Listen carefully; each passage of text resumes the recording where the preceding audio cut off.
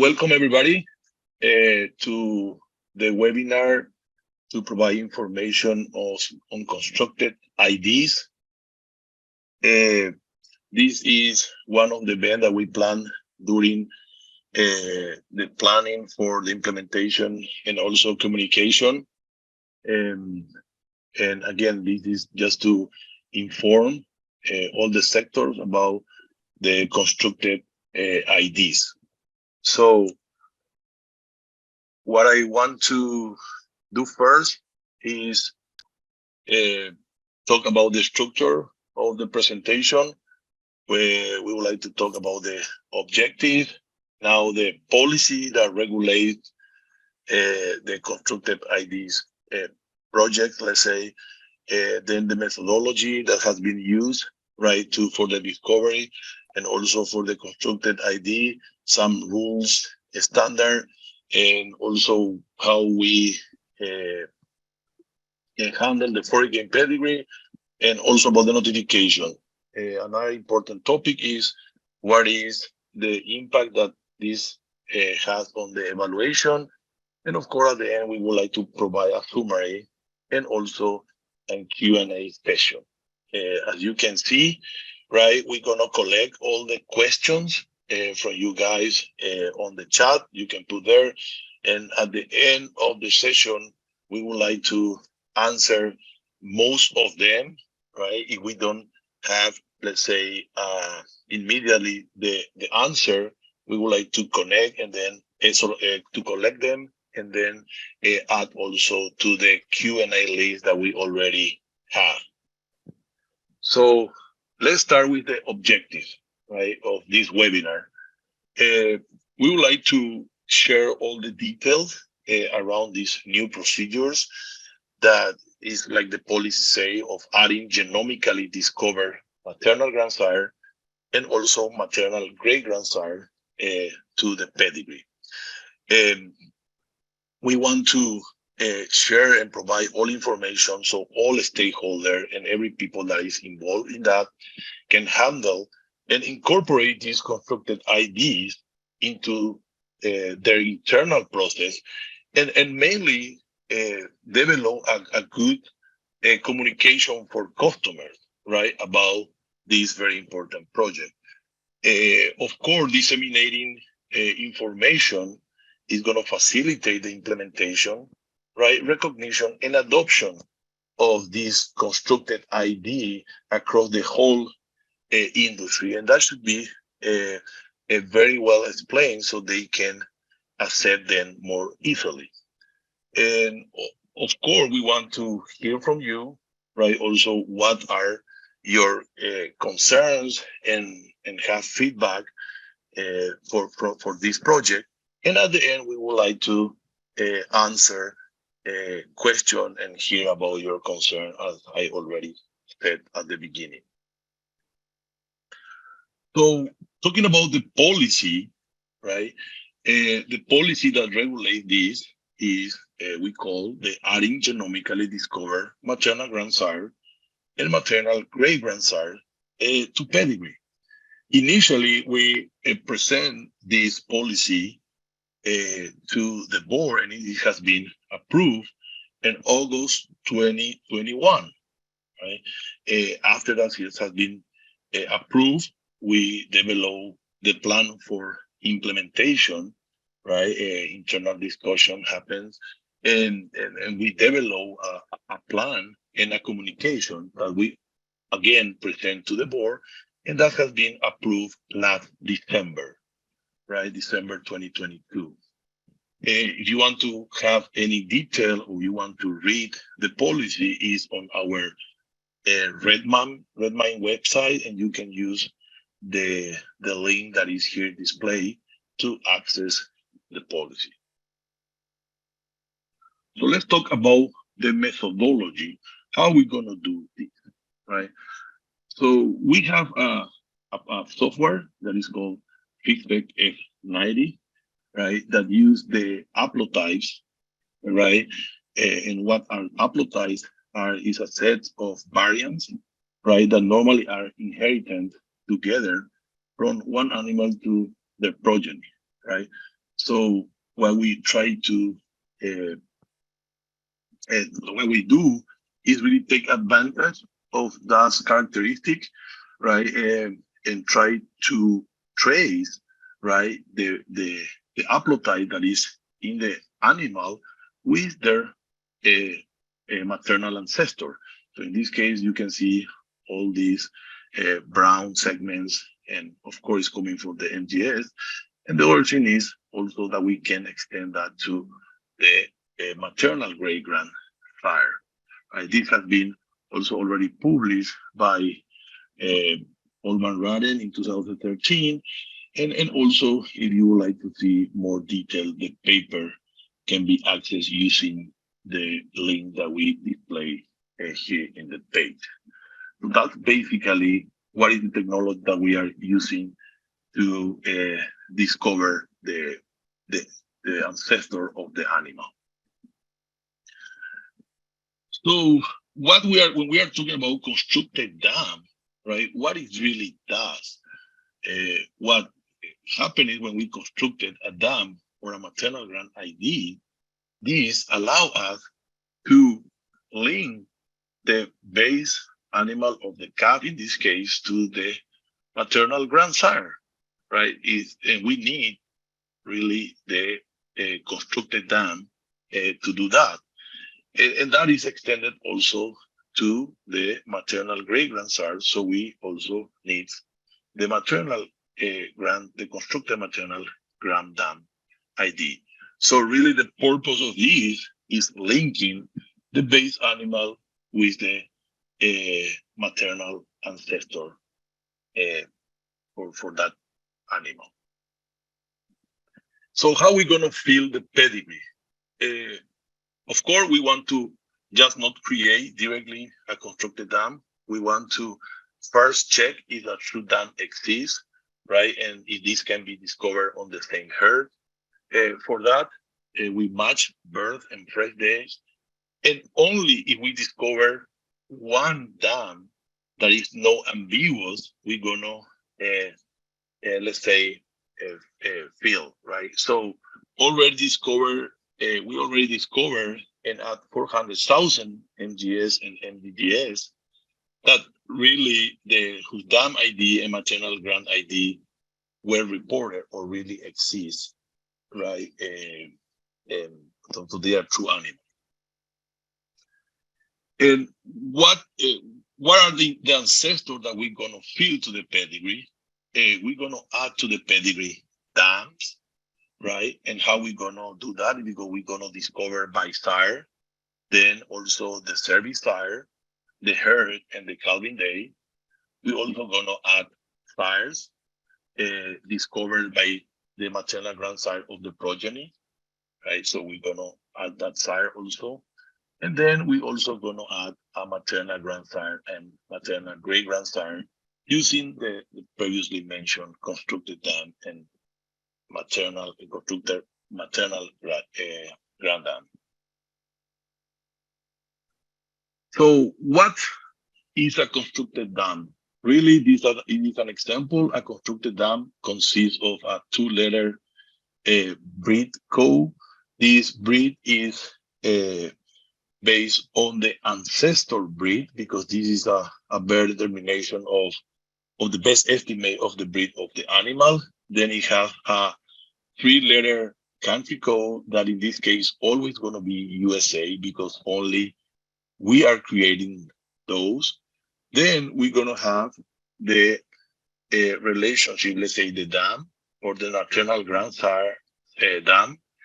And the numeric part is going to be the base animal internal numeric ID that here at the CSV we call a key number, right? And most of you are familiar with that. I already said that all of them gonna be only gonna have USA because again, only CDCB generates them. For international ID, the only difference are basically two because it's an 19 ID that has one more letter for the breed. So instead of HO, it's going to be HOL, right? And after the country code, also going to have the sex of the animal, that in this case always going to be F, right? Because they are dam or maternal grand dam. Also, to further facilitate the recognition of this ID, this animal gonna have a name, right? And the name is gonna be the dam of the ID of the source animal. That's this example is as a true animal, so the ID gonna be the ID 17, and that is how we're gonna distinguish on the name.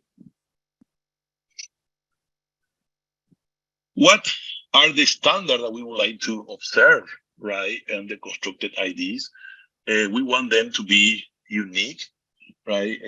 For sure, we want the IDs normally to be unique, let's say worldwide. So this should be also a characteristic of this constructed ID. And we only gonna use this to link the source animal with the ancestor. Also, they need to be traceable, right? So we need to recognize the ID, the constructed ID for which animal or base animal has been derived, right? And of course, we say also about the country that generate it, but as I said before, only USA constructed ID always only gonna have USA because we're gonna create those. Of course, they need to be stable when you establish them. That should be stable and make the connection between the constructed ID and the source. The only time that this can break, let's say, if there is a true ancestor, is this discovery, and this can be replaced with that. And the other characteristic that is very important also should be easy recognizable, right? So immediately when you see them, right, you need to be recognized that is a constructed ID and never to be considered a true an ID of a true ancestor. So what are the rules, right? Some of them I kind of mentioned already, but it's very important to define them clearly. The constructed ID will only be generated by CDCB and always going to have a source code A. The other thing is submitter can modify record as they modify other records that they normally exchange or submit to us. But of course, they're going to have some limitation on constructed IDs. Submitter will be allowed only to display constructed ID if a true ancestor is discovered. Or they also can reject, right, the constructed ID if they found that this is impossible, like the link between the animal and the maternal grandsire or the maternal great grandsire that we discovered, because the technology is very accurate, but it's not 100% accurate, right? So they can reject this connection, and if they reject this connection, we won't refill again. The other thing is that users are not allowed to replay constructed ID with another constructed ID. So that does not be possible. So what are the limitations that we are seeing? Especially we're talking about breed source code B, right? Source code B that is from breed association. Those only going to be updated adding constructed dam or maternal grand dam, right?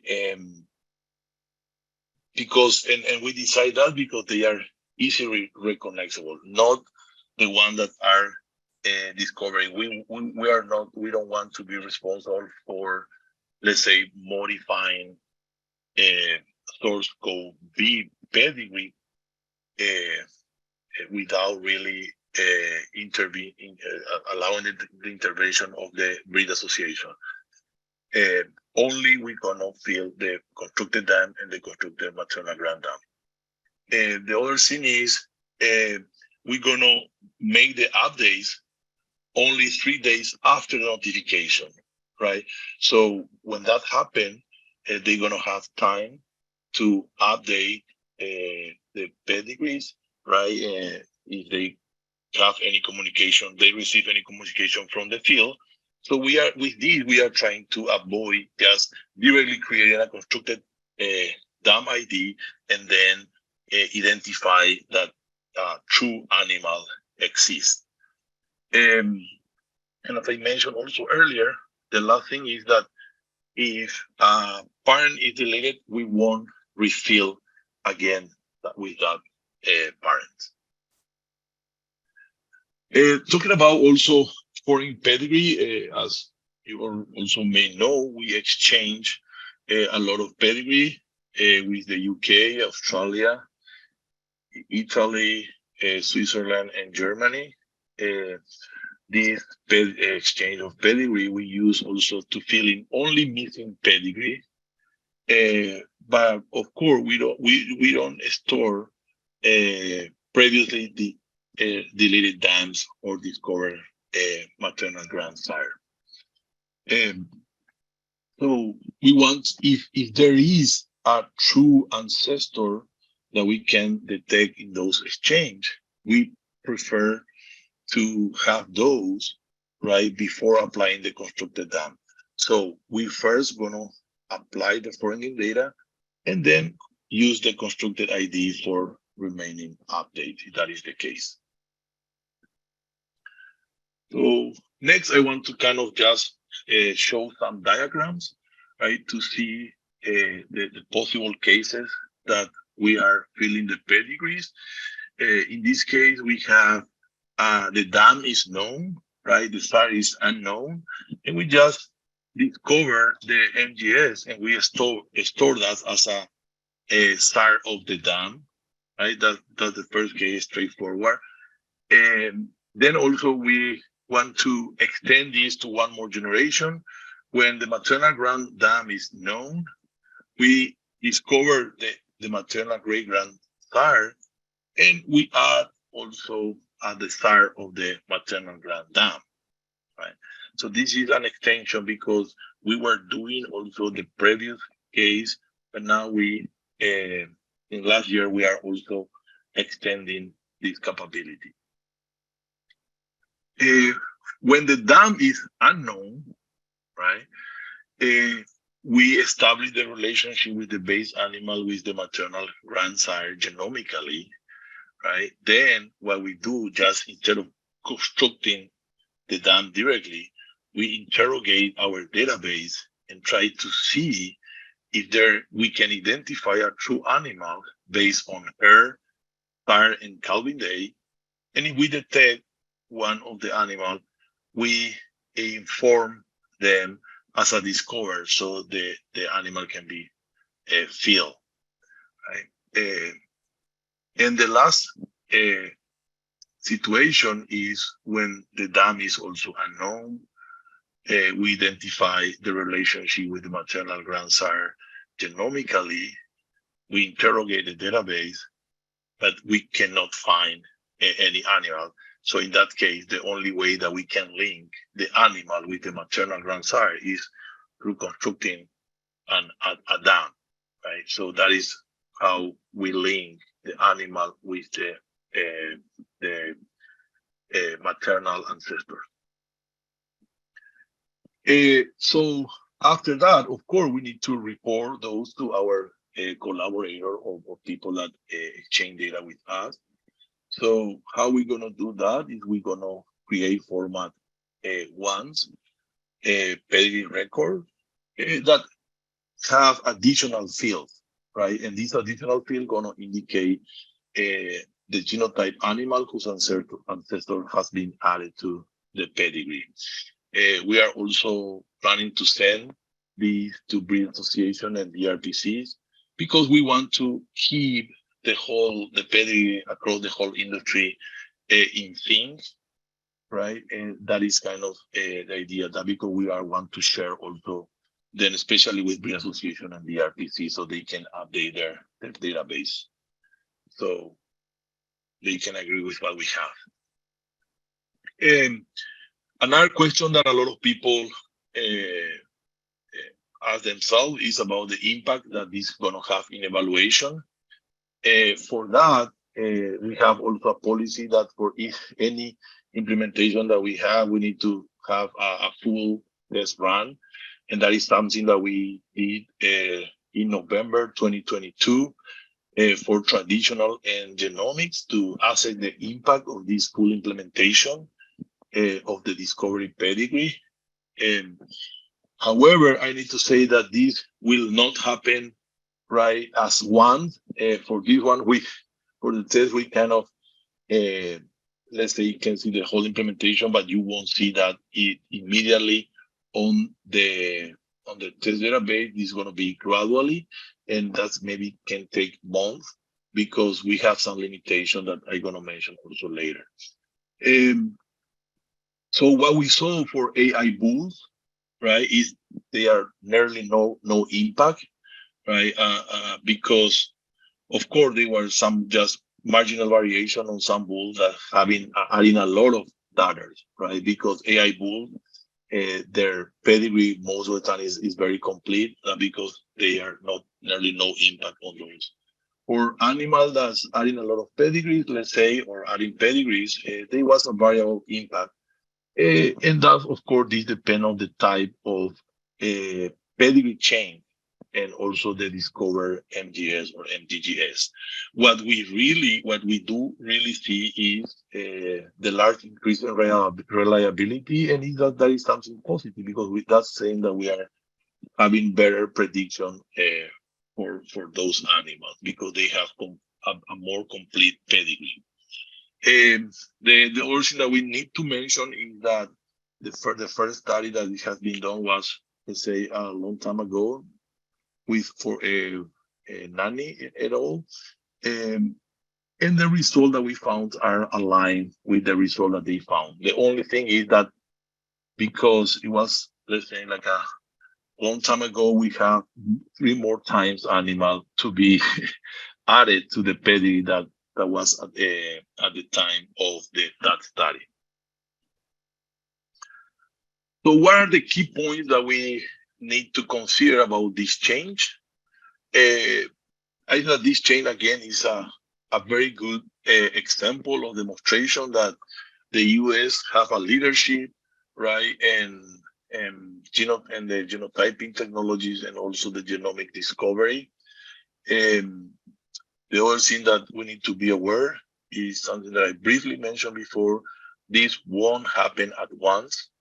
The implementation going to occur gradually because there are some infrastructure limitations because we need to keep our operation open and continue delivering our service that we normally do. So I said that before. And then starting February 14, 2023, all our evaluation and survey will start reporting constructed IDs. But again, the full database sweep and implementation can take months, right, to be completely applied. And we are having a strategy to do these in batches, right? And we also did some internal research to determine what are the best size of the batches, but I think that we are very advanced on that. The other thing is that that all our collaborators, and especially nominators, should prepare, right, or be prepared to incorporate and manage this constructed ID to the internal process, how they're going to handle internally, how they're going to distribute the results, etc. And we also encourage collaborators to develop communications that explain very well to their customer about what is that constructed done, what is the use, the benefit, and of course, all the implications that this can have. Besides this webinar, we also prepare other supporting materials.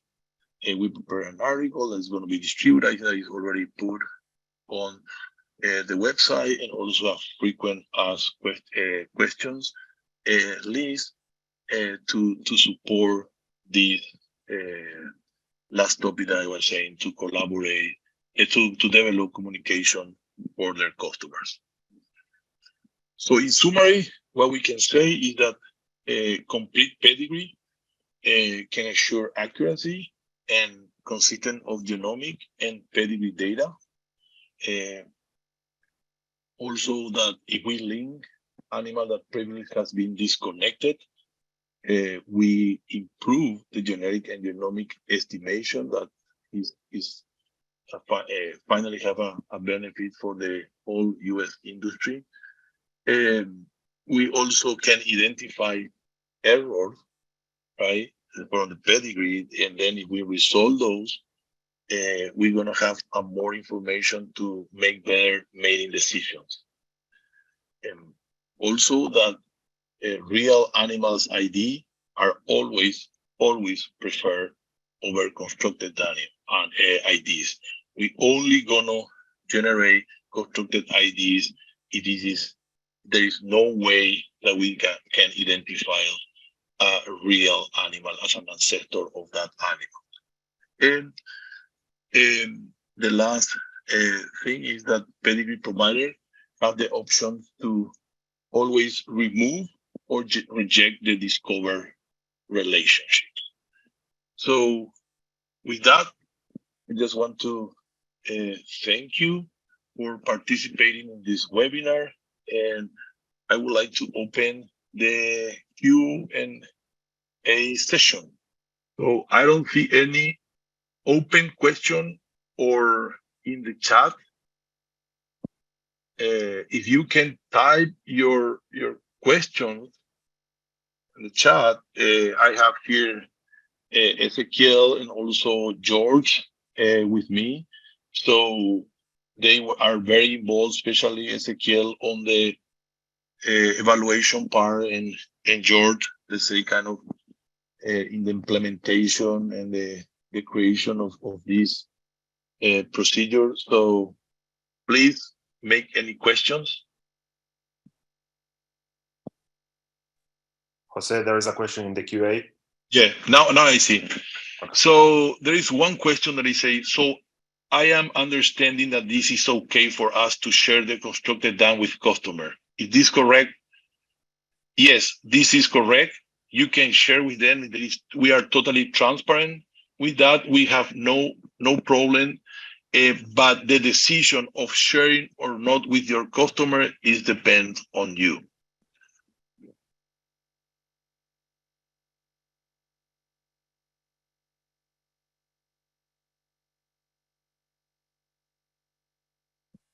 Says, will Canadian animals will be included? If so, will constructed dam also have the USA constructed IDs?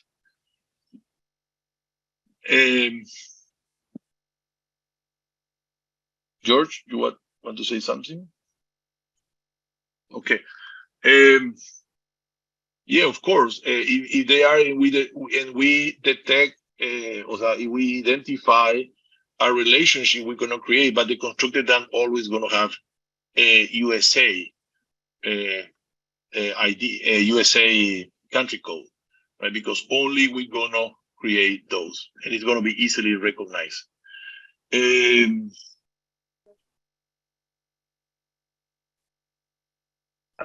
can provide a little bit of context about that latest statement of country code.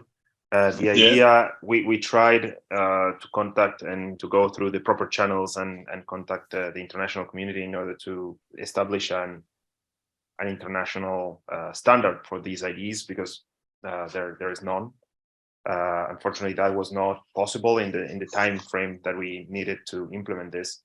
So we decided to go with this implementation that that allows each country to implement their own constructed IDs, and that's the reason why the country will always be USA in this case.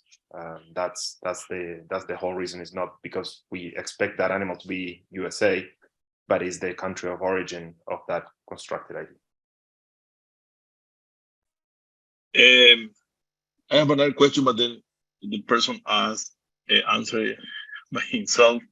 So I'm gonna go to the next one. It says, will constructed dam be visible in Web Connect queries, will the constructed dance be included in all CDCP file with a DAM field? Again, we are planning to include them, right? And it's gonna be visible because we're gonna treat them just as an animal, let's say, right? So they're gonna be visible.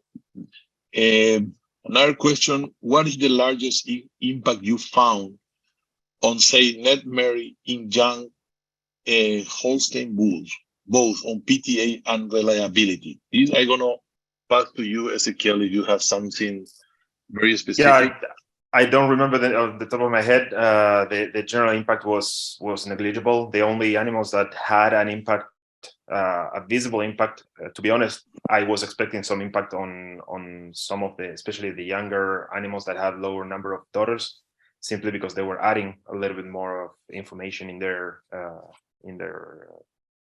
group of daughters. But in this case, that didn't happen, and the animals that were affected were mostly the animals that had their pedigrees being affected by this. So essentially, adding more pedigrees. So in the case of Holstein young bulls, those are all genotyped, and 99.99% of them have full pedigrees. So the impact will be negligible. In any case, in the communication that we will send before we launch this service, so in the April evaluations, we will be adding a little bit more details about specific animals on that. But most of the animals that will not see at all any change. So if I remember correctly, the maximum change was like $2 or $3. So it was very limited for the animals. And for the animals that had full pedigree, and the ones that did change were animals that had either missing parts of the pedigree or completely missing pedigree. So probably not extremely important in terms of selection purposes. Okay, thank you, Ezequiel. It says, wondering how many generations the augmentation is going forward, and are the benefit of this process are explained in a scientific document that we can cite. I think that, as I mentioned, I provide the link to the paper that has been nanny, right? So you can find that in the publication for more details. The next question is how the files received will be modified. I don't think that we're gonna have any modification, but we have extra files that we have been delivered already for many months. George, can you expand a little more on that? Yeah, the various thoughts have been circulated. It's true that we see this ID is just filling in for a female ID any place, so that we see that our procedures don't change. The thing that had been that we could discuss, and it's a possible modification, would be that since this primarily is a way to fill in an unknown grandsire, that perhaps the grandsire should be added to the distribution format. So that would be something that if there's a demand for this, we could consider it, but it's not part of the initial implementation. Jose, just a comment on that previous question about a resource or a scientific paper. Yeah. In our website, there is an area where we place resources. It's called Resource Center, and within that menu, there's a library submenu, and in there there's two papers about this topic. The first one is, of course, Nani et al. That was the one that Jose was referring to, but there was also a paper from Paul van Reyden that shows all the information that was the predecessor of the Nani et al. Paper. So both papers are available in PDF in our website, so they can be found there. On top of that, there are also more material that you can find there. Our presentation that we have in the interval, that we try to convince the international public also to be on board with that. So there are a lot of resources there. So Any other question? Because I don't see here. So here I have one. You say that nominator can reject the constructed dam. What type of information nominator might have to allow us to make informative decision on accepting, rejecting the constructed dam? When we create a constructed dam, it's because we find a relationship, right, between the base animal or the calf, let's say, with the maternal ancestor. So, but when you go more and more generation, right, that is less accurate. So if you say that, of course, it's impossible, we never use this part in his hair, right? And you are absolutely, or the customer is insisting on that, you can reject, right? And we won't refill while you are rejecting that relationship. So that is the information that maybe can impact of accepting or rejecting the constructed dam, right?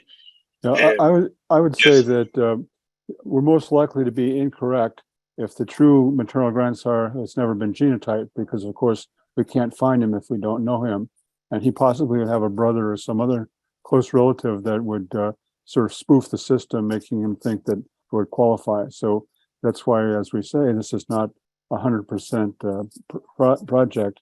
So of course it makes sense that we allow knowledge from the field, such as this bull was never used in the herd. That's the typical thing, although that's not 100% accurate. But it's just part of the program to say that anytime something's not guaranteed, that we permit data we have an ability to remove invalid data.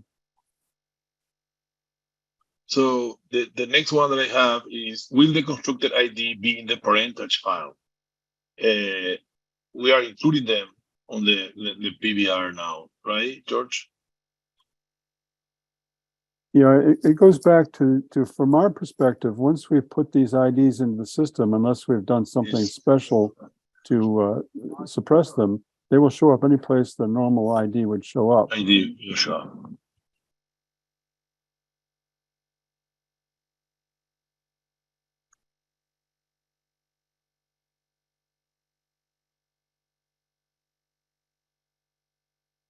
Another question? More questions? Okay, here we have just a comment. This is a great work. Congratulations to the team and CDCB. Nicely done. We appreciate that. Thank you. The next one is, what is the impact on inbreeding coefficient? Right? Do you know something about that, Ezequiel? Yeah, so on bulls, that was originally my main expectation, that this could affect the inbreeding coefficient of bulls, and especially on the expected inbreeding would affect the PTAs of bulls. And in reality, the impact is minor, because the system is pretty much robust in these cases. So of course, if a bull includes a lot of daughters, that would be the case, but in this case, we don't expect that kind of extreme concentration of discovered animals on a specific animal. So there might be an impact, but it's limited. So don't expect anything major on this case. Of course, animals that do include pedigree, both males and females, that do include their own information, those inbreeding coefficients will be impacted as everything else. So it's not just the inbreeding, but also the parent averages. So those animals will have an impact on their evaluations. So PTAs, reliabilities, inbreeding coefficient. So everything that is linked to better pedigree. But again, it's a positive impact, meaning that we have better information on that animal and not a generalized estimation. Yeah, we might even add that, of course, with crossbreeding, there is some question as to what breed should be assigned to the constructed dam ID. So we feel that the piece of information we have is the maternal grandsire, maternal great grandsire, so that it makes sense that we propagate the breed of the known or discovered ancestor to the constructed ID. So that would have the impact of actually increasing or reducing the inbreeding in a sense that we're positing a more closely related animal that has the same breed as the maternal grandsire. So that's why it supports Ezekiel's finding that it had very little impact on inbreeding. Yeah. Another question is, going back to an earlier comment from George, I can see real value in modifying the result files to include the NGS. We have some discussions about that, and maybe we are open to suggestions. The only thing this can create also some problem, let's say, to the currently system that some collaborator handle that file. So it's need a modification from you, right? But I think that we discussed this with some of them, George. It would be, yeah, I just wanted to add, maybe it would be useful to have a specification from Andy if he mentioned, if he's intending the results, meaning the genomic evaluation results that currently have only sire and dam, or results as the normal flow of files that we share during the daily process. Okay. Because I believe that he's referring to the evaluations, and if that is the case, then there are conversations about modification to all the formats. So we are revisiting our publication and distribution policies, and that is definitely one of those that we will. He clarified there, Ezekiel, is genomic evaluation results and info animals. So it's about that. It will not be done immediately, but it will be included in the future. This is part of a major revision on all our formats, and this will be definitely assessed, included. Yeah, and this comes also from some conversation that we have with them previously. I have another one. It says, how are the clones families being handled when the maternal grandsire discovery is a member of a clonal family? I think that we're going to report the base, let's say the base of that clonal family. I think that was what we decided, George, right? When there is a clone, we're going to report the base of the clonal family. I hate to commit myself because I don't remember exactly what we did here, but it's certainly a good question because the system would have no way of distinguishing within the family. The question is really whether at that point in the system we allow the base animal to represent the family. It makes sense that we do. I'm not certain that's the case. Okay. So that is something that we need to follow up also. Just in the chat was just the link that Susan provided about the constructive frequent and answer and questions. So there is another question because I don't see new ones coming through. I think that they are very, very good, and it's also help us to think about a small detail that maybe we should consider. And so we really appreciate your feedback, and we are taking note of this.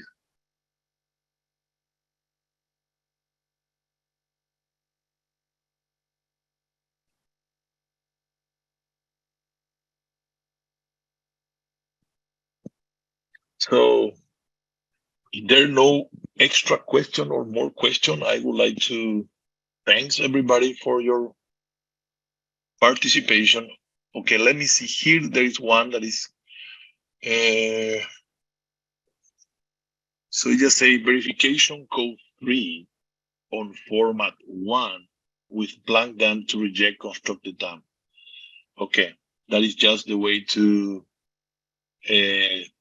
that we're gonna really reject the constructed dam. It's just where we are telling that they should submit a format 1 with a verification code 3 to reject a constructed dam as a general information, because this is coming from Lilian, right? From the team also.